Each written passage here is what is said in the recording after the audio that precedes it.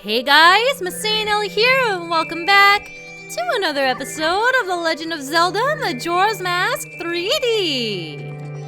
In the last episode, we completed a brand new side quest with the Troop Leader's Mask. And when I say new, I mean very new. It didn't even exist in the original version, so it was pretty cool to see the 3DS adding new content. And I still love these animu tears. Look at this freaking animu tears going in the wind. I still love that, which is probably bad because it's a crying mask. But anyway, on that topic, I do want to mention that you guys corrected me on a couple of little nuances on how that quest works. First off, I tried to activate the quest by talking to the troop leader at like 11 a.m. and I was turned away and it didn't want to activate. And I was just like, what the frick? I thought this was the right time and the cutoff was noon. And I ended up having to reset time, etc, etc, etc. Well, apparently the cutoff is noon. But what I did wrong was that I got this mask in the same cycle. If you go and play the Ballad of the Windfish in the same cycle as that, then it won't activate because the troop leader wouldn't have been drinking all night because you already cheered him up. So you can only cheer him up one way or the other. There's no both. So that's kind of an interesting detail. I didn't really think about how that would affect the next day, but apparently it does. It's kind of inconvenient, but I mean it's cool that they thought of that little technicality. And the other thing is that you can't use the Goron mask to travel fast. If you try, then Tattle screams at you because she's like, are you trying to spill this milk, etc, etc, which makes no sense because you've carried milk in all your bottles before and haven't spilled a drop of it. But she gets really angry and she's like, hey, how dare you? You can't do that. You have to walk it. And so we have to run our little legs off, or run Epona's legs off for that matter. But yeah, thank you for those corrections because I honestly had no idea. This game has so many tiny, I didn't want to withdraw. This game has so many tiny little details that's always interesting to learn about. Besides that, something else about it. I found this on my own when I was trying to test run it and see if that was actually the case. But apparently, if you try to drink the mystery milk, Tattle also screams at you, but this time it's because she's grossing out and she's threatening to dump you as her friend. I love that so much. She's just like, ew, what are you doing? If you do that, we're not friends anymore. And it's the most perfect thing, and I love it. I cracked up when I realized that she did that. So before we go on with our main objective, I do want to make a couple of quick stops. And by quick stops, I don't mean getting slammed by a Skulltula. These! I think we did see this hole before, right? Early on in the adventure. If not, then my memory is going. But if we talk to them, they say, it seems all the strange stones that are arranged in a row wish to be the same color. That's a hint! Shut up! There. Okay, I didn't need to know that there was 69 hours remaining. Thanks, Dom. But if you talk to the little ones, they'll tell you which songs they want to hear. The strange stone changes when the Guitar of Waves is played, but also the Pipes of Awakening, and also the Drums of Sleep. So we need to make it all the same color. Since I already have the Goron mask, let's just do the Drums of Sleep. Here we go.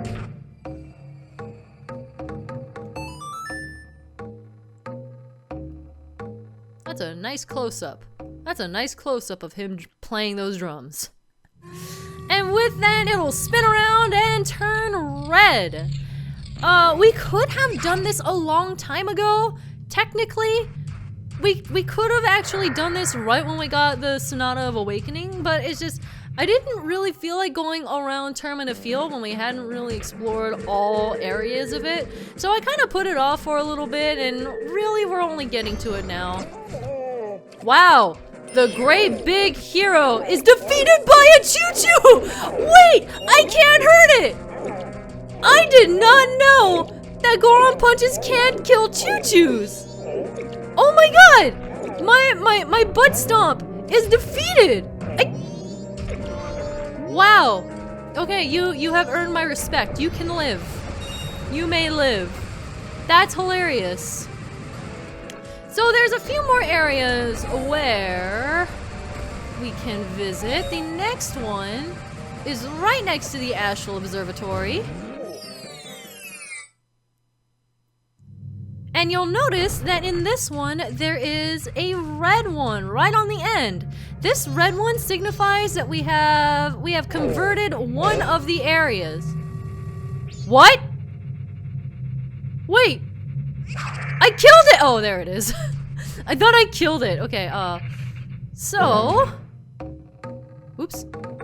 Oops.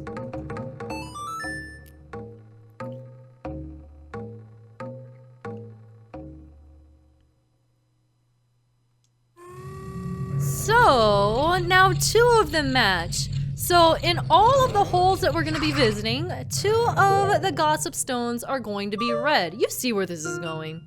So, the next one that we need to find is out of the north exit, I believe. So, give me a moment. Whoop! There it is! I passed right by it almost. Drop into this hole, and I love how this one looks. This one looks so cool. It would look even cooler if these were blue, but I wasn't about to pull out the Zora mask just for that.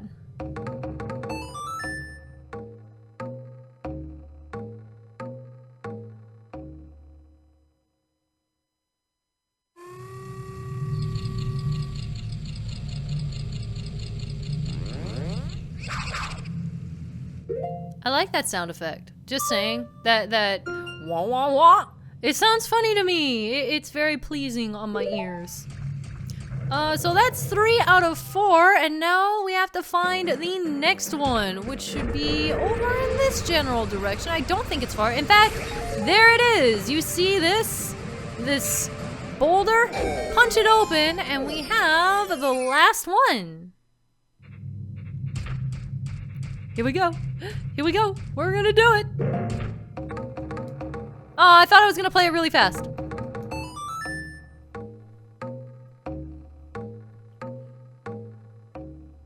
That's what you call speed playing. Speed run songs.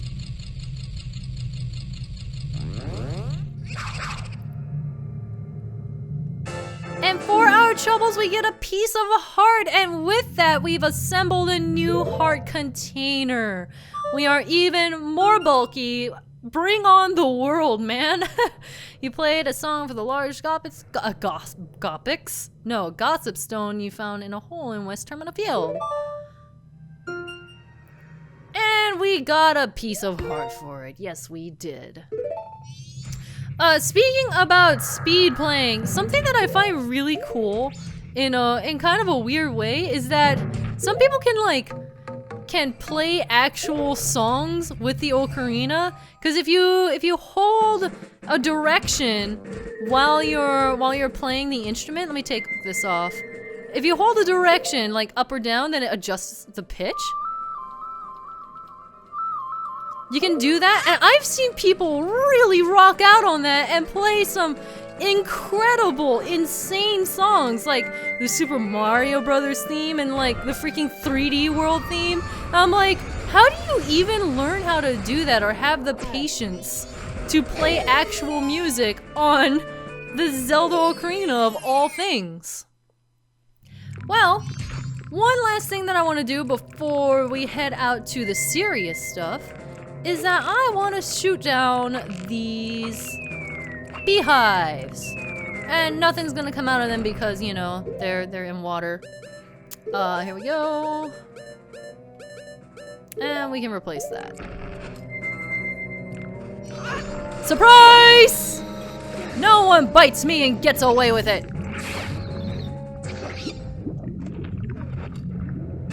And we got another piece of heart.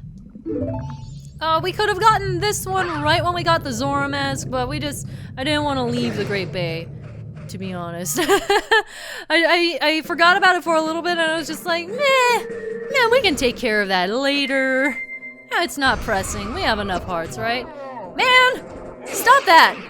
Goodness, you are not immune like the other choo-choo that attacked me.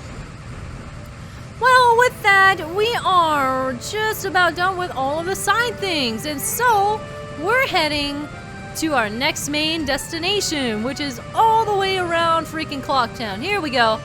Out of the east exit. Take this off, because it's time to ride Epona! I gotta say, I love Epona. I love her so freaking much. She has like freaking legs of steel. Watch this. Boom! No damage. Legs of freaking steel. But I have to say that Epona really is just a door key in this game. I love her to pieces. But all you really need her for is to jump over a couple of gates. One in front of the Great Bay and this one right here. And otherwise, the Gora mask moves a lot faster than her. So it's like this weird, I love her, but also she's not that useful sort of deal. Don't worry, Epona, I'm still glad you're here. Aw, she's so cute. So with that, we're gonna head through this area and enter the graveyard.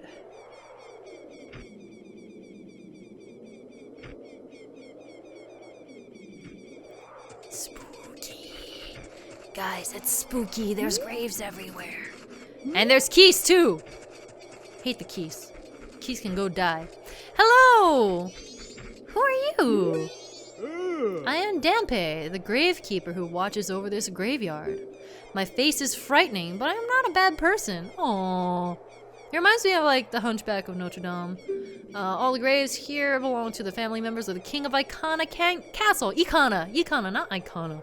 A place that lies beyond the mountains. Even nowadays, the ghosts come out at night. It's a frightening graveyard. Did you see the huge skeleton at the back of this graveyard? My father once said that was all that was left of the former royal soldier who once guarded this graveyard. Even though he is dead, his remains still block the way. In a sense, he is still guarding the royal family's treasure. He must have been a fine soldier indeed. Aw, that's kind of cool actually. I like that story that he was a royal soldier who is still protecting the graveyard to this day. Well, now that we've actually met Dampe the Gravekeeper, we can head to the back and see this soldier that he's talking about. Around this corner, and here he is. He is freaking gigantic. Okay, nothing special. Let's come over here and see what he says. Oh, we can check this. Ye who awaken me, battle me, then I shall extinguish the furious flame. Well, he's sleeping, and I see the fire up there. So it's time to wake him up. Oops.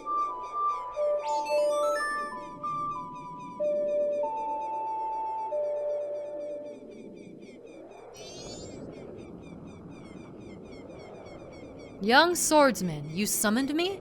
Ah, but before we may exchange words, I must first test your skill. Stop me in my tracks. Pass through the barrier of flame. Show me what you've got.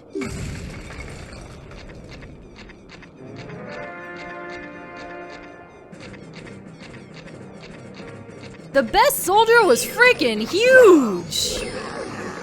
So honestly, you could use the bunny hood to keep up with him, but he's not that difficult to keep tabs on. All you have to do is shoot him with an arrow, not like that. Shoot him with an arrow, slice him, and get hit right in the face.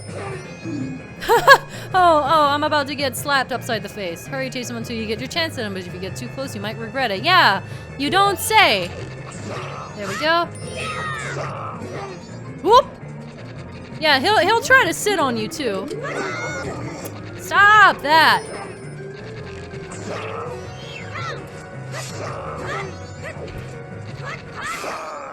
There we go. Wait, stand down. I admit defeat.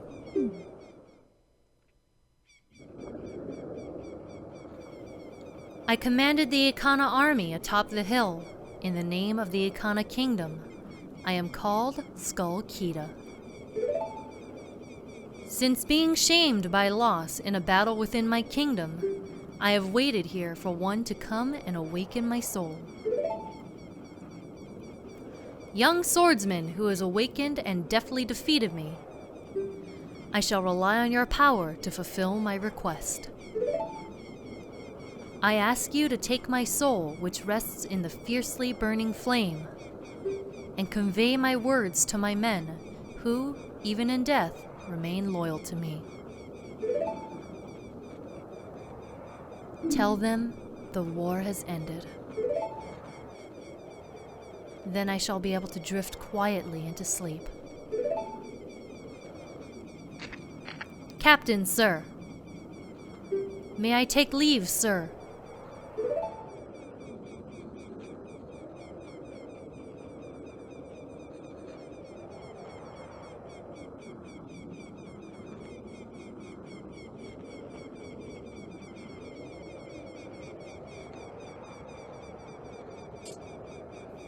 Yes, sir.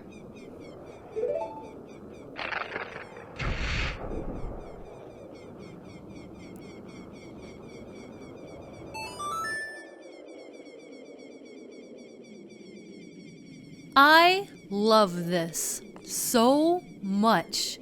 I love the background of it. I love the story, and I love Captain Keeta himself.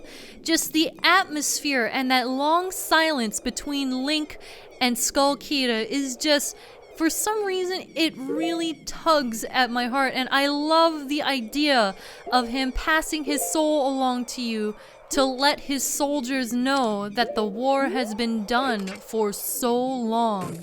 This is so cool and easily one of the moments that sticks out the most when I think back about Majora's Mask today. You got the captain's hat. The ghosts of 100 soldiers swear allegiance to this symbol of authority. I love this so much. He bestows his captain hat upon you as soon as he's laid to rest, and he can finally rest easy. It's so neat. This is one of my favorite things in this entire game. This hat belonged to Captain Keeta of the Ikana army. Now it's yours. Wear it to pose as the captain. Pose? What do you mean pose? I am the captain. Oh man. And it looks cool too. I don't know. I think it looks really neat. It's kind of wicked looking, but it looks pretty cool.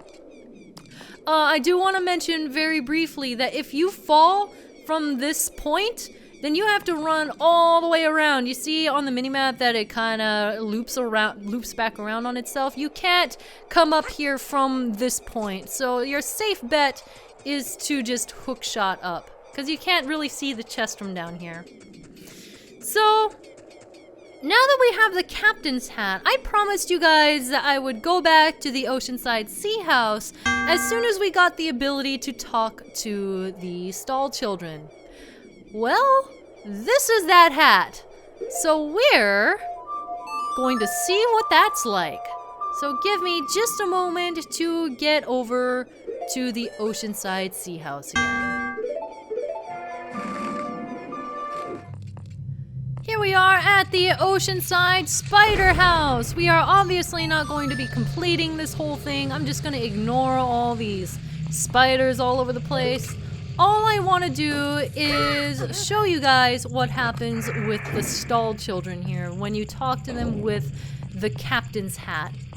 I do believe there were a couple in there, right? There are.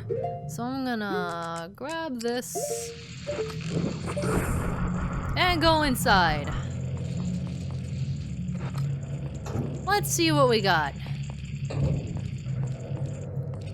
So there was one on one of these desks somewhere in here.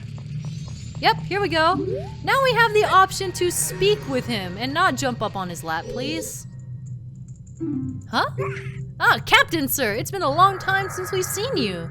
As you have ordered, sir, we are investigating the secrets of this place. According to the information I have obtained, it seems Spade should be shot 6th. Have I fulfilled my duties, sir? So, once they have fulfilled their duties, they're put to rest. It's really sad. It's really sad, but it's kind of heartwarming at the same time. I don't know, is it weird to find a skeleton heartwarming? Because they don't have hearts? But it kind of is, because they've been doing their job this whole time, probably for like hundreds of years, and yet finally here we are with our captain's hat, and oh, okay, you're gonna go all the way down there, okay. And we're finally putting them all to rest, and through that, they're telling us the order in which we need to shoot the masks in. So they tell us the color, and they word it in like spades and clubs, etc. But you already know by the color of the text. I just find it really cool, and it's kind of one of those things that really, it's a neat thing to go back and see if you weren't able to figure this out sooner. If you remember like, hey, yeah, there were skeletons in there. What was all that about? And you come back here because you're curious? Please stop eating my face!